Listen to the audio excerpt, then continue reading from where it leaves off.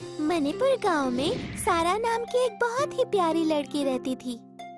वो शिव कुमार नामक पंडित की इकलौती बेटी थी और उसे सभी के प्रति बहुत लगाव था। और वो उम्र में छोटी होने के बावजूद भी उससे जितना हो सके लोगों की मदद करती थी। एक बार उसने एक बूढ़ी औरत को देखा जो बहुत ही दुखी लग रही थी। उसने उनकी मदद करनी चाहिए, लेकिन उस बूढ़ी औरत ने कहा, अभी तुम बहुत छोटी हो बेटी, तुम भला मेरी मदद कैसे करोगी? उस वक्त सारा ने मन ही मन सोच लिया, अगर मैं लोगों का दुख दर्द समझ पाऊं, तो शायद मैं उनकी मदद भी कर सकती हूँ। उसी दिन एक चमत्कारी घटना घटी। जब वो पाठशाला से घर आ रही थी, तभी उसने वहाँ एक टोपी वाले को देखा। उसके बक्से में रंग बिरंगी टोपियाँ थी। सारा को उसमें से एक टोपी बहुत ही अलग और अच्छी लगी। उसने टोपी वाले से वो टोपी मांग ली। क्या आप मुझे ये टोपी दे सकते हैं? लेकिन मेरे पास अभी पैसे नहीं हैं। मैं मेरे घर जाकर आपके पैसे ले आऊंगी। सुनो बेटा, मैं तुम्हें ये टोपी तो दे देता, लेकिन ये टोपी है ना, वो आज तक जिस किसी के पास भी गई है, उसके पास से ये टोपी गुम हो गई है।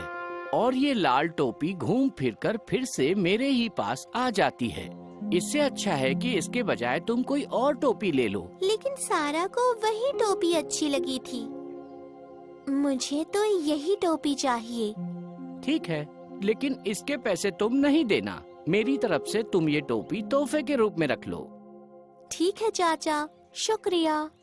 ये अमरूद मेरी तरफ से आपके लिए। उस टोपी को उसने खुशी से अपने सर पे रख ली। उसे पता चल गया कि टोपी वाले चाचा टोपी को बेचकर मन ही मन क्या सोच रहे हैं। उसने वो बात चाचा से पूछी। चाचा, आप तो यही बात सोच रहे हैं ना कि ये टोपी तो इस लड़की के हाथों से भी गुम हो जाएगी और वो घूम फिरकर मेरे ही पास आएगी। अरे ये बताओ, ये बात तुम्हें कैसे पता चली? बिल्कुल ठीक, मैं यही सोच रहा था।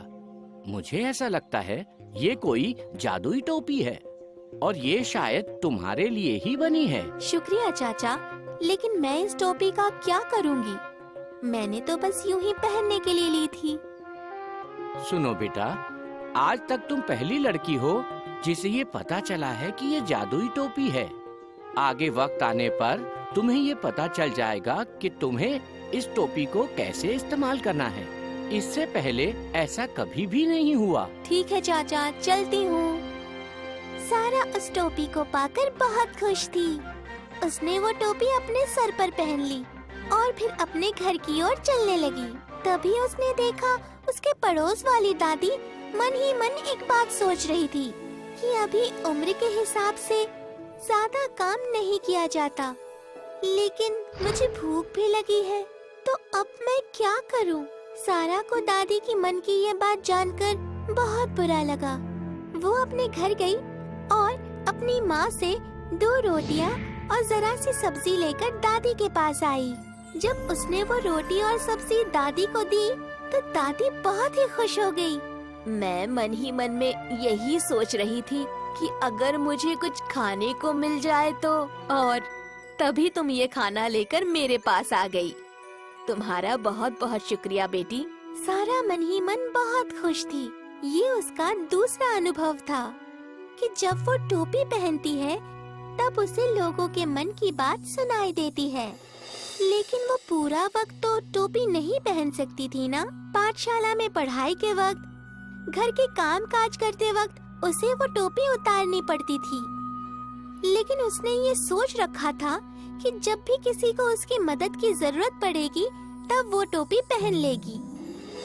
शाम के वक्त सारा जब टोपी पहनकर गांव के नदी किनारे जा रही थी, तभी उसने कुछ लोगों को उसकी पाठशाला के बाहर कुछ बातें करते सुनी। उसे उनके मन की बात समझ में आ गई। वो ये सोच रहे थे कि बच्चों के शिक्षा की जमा पूंजी वो रातों रात चोरी कर लेंगे। ये बात जानने के बाद सारा बहुत बेचैन हो गई। वो सोच रही थी कि अब ये बात वो किससे कहे।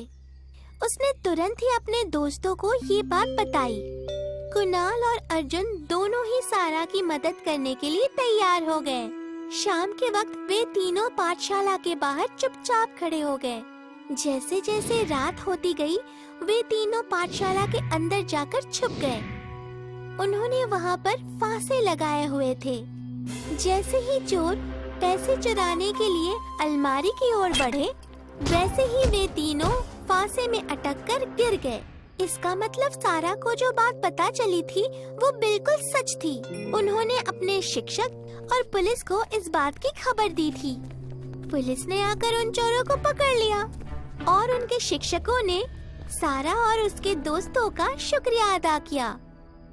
आज उस टोपी की वजह से ही इतनी बड़ी चोरी होने से पहले ही सारा उन चोरों को पुलिस के हवाले कर पाई। सारा मन ही मन बहुत खुश हुई, लेकिन उसे लगने लगा आखिर कितने दिन वो ऐसे ही लोगों की मन की बात सुनती रहेगी। शायद उसे उस चाचा को ढूंढना पड़ेगा और उनको वो टोपी लौटानी होगी। कुछ दिनों बाद जब वो चाचा टोपी का बक्सा लेकर वापस आ गए, तो सारा उनके पास जाकर टोपी वापस देने लगी। तभी चाचा ने उससे इसकी वजह पूछी, तो उसने कहा, रोज इस टोपी की वजह से मैं किसी ना किसी का भला कर रही हूँ, लेकिन मैं तो अभी बहुत ही छोटी हूँ। अगर कोई बड़ा इंसान इस टोपी को पहनकर ज्यादा लोगों की मदद कर पाए तो मुझे ज्यादा खुशी होगी। तो तभी चाचा ने बताया, बेटा, मैंने ये बात तुमसे पहले ही कही थी कि ये टोपी किसी के पास कभी नहीं टिकती। वो कहीं न कहीं से घूम फिर कर फिर मेरे ही पास आ जाती है। तुम ही वो पहली लड़की हो जिसके पास ये टोपी इतने दिनों तक रह पाई है, और इस टोपी की खूबियाँ तुम्हें ही पता चल पाई है। तुम लोगों के दुख जानकर उनके दुख दूर कर पाई हो। इसका मतलब ये टोपी सिर्फ तुम्हारे लिए ही बनी है। तुम इस टोपी को हमेशा अपने पास संभाल कर रखना और लोगों की मदद करना। ये कहकर चाचा वहाँ से चले गए और फिर सारा ने वो टोपी हमेशा अपने पास संभाल कर रखी। एक तालाब के किनारे एक छोटा सा गांव था। उस गांव में रुद्र नाम का एक बहादुर लड़का रहता था। उसे लोगों की मदद करने की बहुत आदत थी। सुनो रुद्र, तालाब के किनारे के जंगल के आसपास भी कभी मत जाना। क्यों माँ? बस मत जाना, बड़ों की बातें सुना करते हैं। माँ, मैं बचपन से ही जंगल में रहने वाले भूतों की कहानियाँ सुनते आ रहा हूँ। तुम्हें ये सब किसने कहा? गांव वालों ने और मेरे कुछ दोस्तों से सुना है, और मुझे पता है इसीलिए उस तरफ कोई नहीं जाता। गलती से भी अगर कोई उस जंगल में गया तो वो लौटकर कभी वापस नहीं आया। सच कहा ना? हाँ, एक बार दीवान चाचा रात को जंगल के नजदीक के रास्ते से आ रहे थे। एक भूत अचानक उनके सामने आया और वो बेहोश हो गए। अगले 4-8 दिन वे बिस्तर पे ही थे। शाम होते ही लोग खिड़कियां दरवाजे डर से बंद कर देते हैं। एक बार विमला चाची को दूर से झाड़ियों में एक भूत दिखा। इसीलिए रुद्र, हम हमेशा ही तुम्हें इस बात की याद दिलाते रहते हैं। लेकिन माँ, मैं अब बड़ा हो गया हूँ और मैंने ठान ली है कि मुझे उस जंगल के भूत के बारे में जानना है और सच्चाई सबके सामने लानी है। ये बहुत ही मुश्किल और बहादुरी का काम है। फिलहाल तुम ये अपने दिमाग से निकाल दो और अपनी पढ़ाई पे ध्यान दो। मुझे अपने दोस्त धैर्य की मदद लेनी होगी, यही सही होगा। सुनो दोस्त, हमें जंगल में रहने वाले भूत के बारे में जानना है, इसलिए हमें जंगल जाना होगा। सुरक्षा के लिए हम अपने कमर के पट्टे में कुछ छुपा लेते हैं। ठीक है, लेकिन अगर हम वहाँ जाकर लापता हुए तो, या दोनों में से एक गुमशुदा हुआ तो? अगर हम में से कोई भी एक गुमशुदा हो जाए तो दूसरे को उसे सावधानी से ढूंढना होगा, लेकिन हमें हिम्मत नहीं हारनी है। अगर हम कहीं फंस गए तो वहाँ से निकलने का कोई न कोई रास्ता हमें निकालना ही होगा। हाँ, तभी हम अपने गांव वालों की सहायता कर सकते हैं और सच्चाई का भी पता लगा सकते हैं। वो तालाब के जंगल की ओर निकल पड़े और दोनों ने ही अपना भेष बदल लिया। धैर्य छुपते छुपाते और सबसे नजर बचाकर हमें संभल कर आगे बढ़ना होगा। जंगल में तो कई सारे पेड़ कटे हुए हैं। कुछ जगहों पर तो वन्य प्राणी भी मरे हुए हैं। कुछ दूर तक चलने के बाद वो दोनों एक पेड़ के नीचे पत्तों के बीच आकर फिसल गए और देखते ही देखते वहाँ से अंदर जाने लगे। ये गुफा तो बहुत गहरी है। धैर्य, तुम बिल्कुल मत डरना। किसी एक टहनी को झट से पकड़ लो। हाँ, मैंने भी दूसरी टहनी को झट से पकड़ लिया है। अब गिरने की बजाय हम धीरे धीरे उस खंडर की ओर नीचे उतर सकते हैं। अब थोड़ा आराम करते हैं। हम खंडर में बहुत अंदर तक आ गए हैं। कुछ आवाजें सुनाई दे रही है। हाँ, लेकिन हम यही रुककर आसपास क्या हो रहा है उसका अंदाजा लगाते हैं। अरे, अब सुनाई देने वाली आवाज दूर दूर तक जा रही है। हाँ, आवाज आनी बंद हो गई है। अब नीचे उतरना सुरक्षित होगा। दबे पांव नीचे उतरते हैं। यहाँ पे तो जंगल का काफी सामान पड़ा है।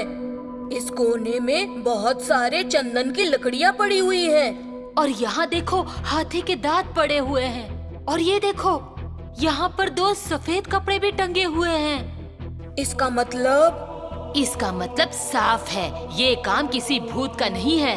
बताओ, इन सब चीजों का भूत क्या करेगा? ये जरूर इंसानों का काम है।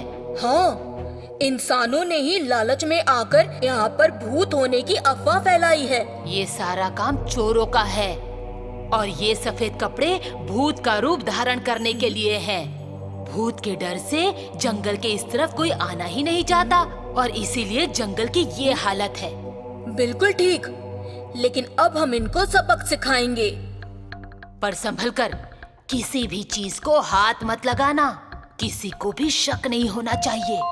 चलो आगे चलते हैं। ये देखो, एक छोटा सा रास्ता। इस रास्ते से बाहर निकलने की कोशिश करते हैं। ये रास्ता तो जंगल की दूसरी ओर जाता है। फिर से वही आवाजें सुनाई दे रही है। छुपकर देखते हैं। वो देखो, वहाँ उस गाड़ी में।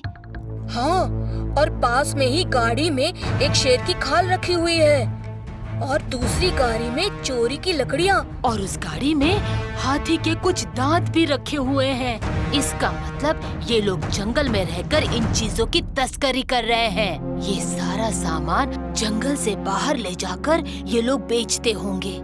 हम दोनों इन लोगों से नहीं निपट पाएंगे, इसीलिए हमें चुपके से फिर से हमें अपने गांव जाना होगा। अब हमें भूत का सारा राज पता चल चुका है। अब हमें जंगल के बीचों बीच खंडर के लिए बनाया हुआ रास्ता बंद करवाना होगा, ताकि फिर कभी कोई उस गुफा में ना गिरे और ना ही कभी कोई अपनी जान गंवाए। हम ये सारी बातें पुलिस को बताएंगे।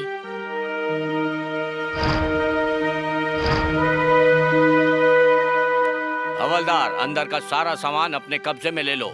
शायद वो चोर आ रहे हैं साहब। हमें किसी भी तरह उन्हें पकड़ना होगा। खंडर के दोनों रास्ते अच्छी तरह बंद कर दो, ताकि इस तरह की चोरी की घटना फिर से ना हो पाए। धैर्य और रुद्र की बहादुरी से दोनों चोर पकड़े गए। अल्ट्रा किड्स जोन पे डाले गए हर नए वीडियो की जानकारी के लिए बेल आइकन दबाना ना भूलें। सब्सक्राइब करें अल्ट्रा किड्स जोन।